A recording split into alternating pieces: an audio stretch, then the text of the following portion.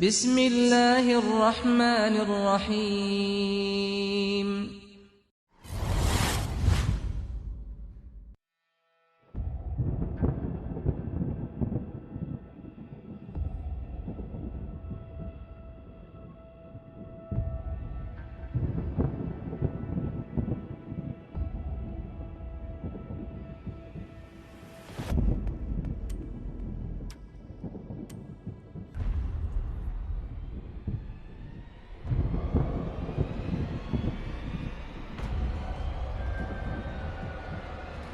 Iblis itu adalah dari bangsa jin.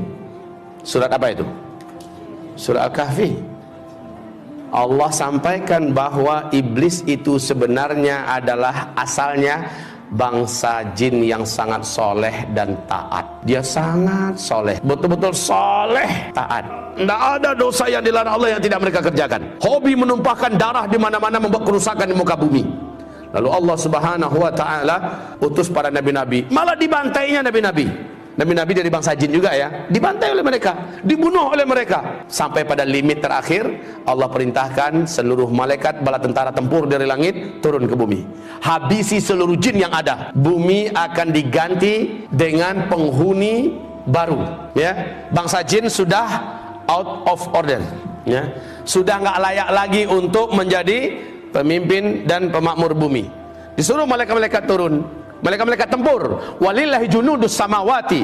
Allah memiliki bala tentara di langit, disuruh turun untuk ngabisin bangsa jin. Tahu enggak Bapak Ibu, siapa yang diangkat oleh Allah menjadi panglima perang? Namanya waktu itu belum iblis ya, namanya ketika itu masih Azazil. Ini ada dalam kitab tafsir Al-Hafiz Ibnu Katsir ya. Namanya saat itu masih bernama Azazil. Lalu turunlah panglima perang ini, yaitu Azazil, dengan memimpin seluruh malaikat-malaikat tempur. Semua bangsa jin yang ada di muka bumi diratakan, dibunuh. Yang dibiarkan hidup oleh Allah adalah yang melarikan diri sembunyi, masuk ke gua-gua, masuk ke hutan, sembunyi di pulau-pulau. Dibiarkan oleh Allah, jangan dikejar, biarkan saja mereka tersisa hidup. Nah, ini cikal bakal calon pelanjut bangsa jin ke depan ya. Lalu setelah selesai, malaikat-malaikat tempur kembali naik. Azazil juga naik ke atas. Bapak Ibu, Allah kemudian menyampaikan kepada mereka semua, inni ja'ilun fil ardi khalifah. Saya punya misi akan menciptakan pengganti baru yang akan memakmurkan bumi. Iblis merasa bangsanya sendiri sudah dihabisi, sekarang diganti, jadi nggak nyaman dia. Diganti dengan makhluk baru. Dia coba hasut para malaikat yang ada, si Azazil ini, sampaikan pada Allah, nanti akan terulang kembali kisah lama. Orang kamu numpahkan darah buat kerusakannya kayak lama-lama aja. Ya udahlah, kita aja lah. Kita aja makhluk Allah, khusus nyembah Allah. Bahasa Azazil ini disampaikan oleh malaikat kepada Allah. Qalu ataj'alu fiha man yufsidu fiha wa yasfiku ad-dima wa nahnu nusabbihu bihamdika wa nuqaddisu lak. Qala inni a'lamu ma la ta'lamun. Para malaikat menjawab, termasuk si Azazil, jubirnya Azazil, ya Allah, apakah kembali akan engkau ciptakan di muka bumi makhluk-makhluk baru yang nanti akan membuat kerusakan dan pertumpahan darah seperti yang sudah-sudah?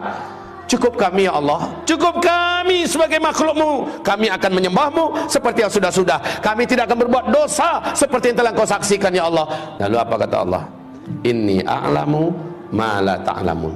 Saya ini sudah punya strategi dan rencana yang kalian tidak tahu, dan kalian akan lihat apakah mungkin makhluk ini akan berbuat dosa jika dia punya bekal seperti yang akan berikut ini.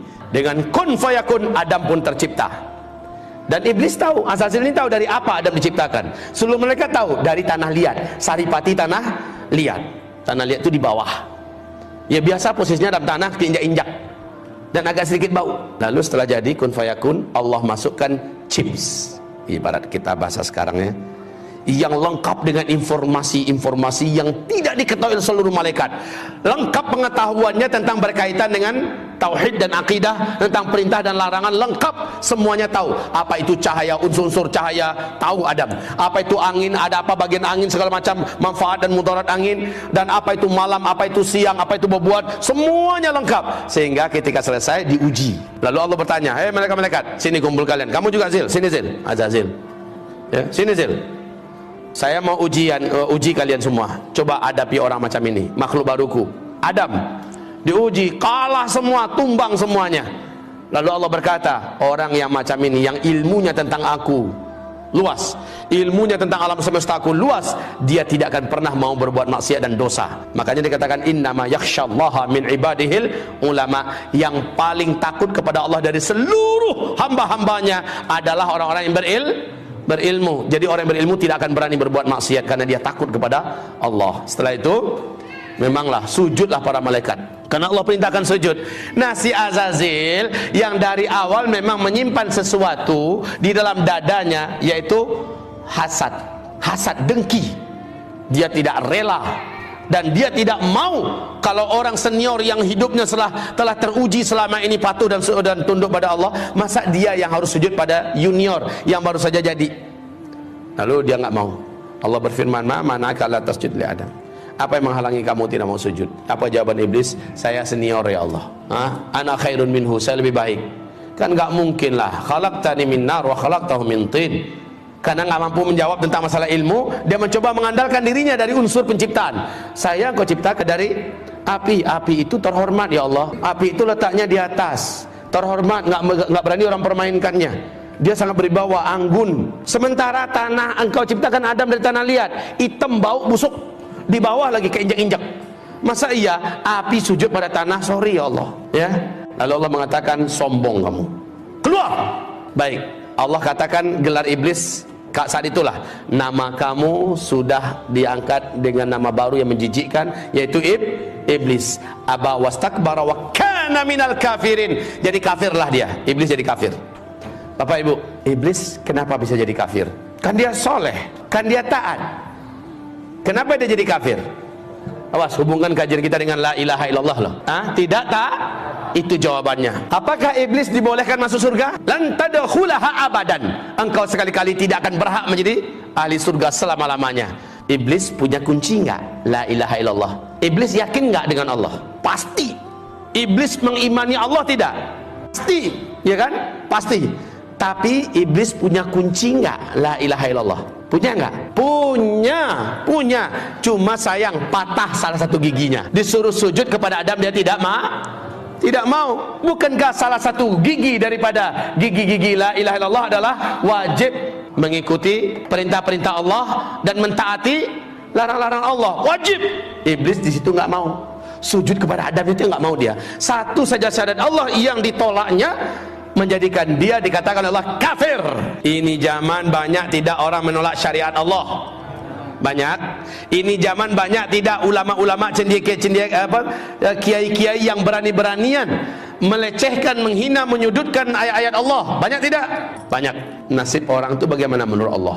Sama enggak dengan iblis? Buka surat Muhammad ayat 8 ayat 9. Surat 47 ayat 8 ayat 9.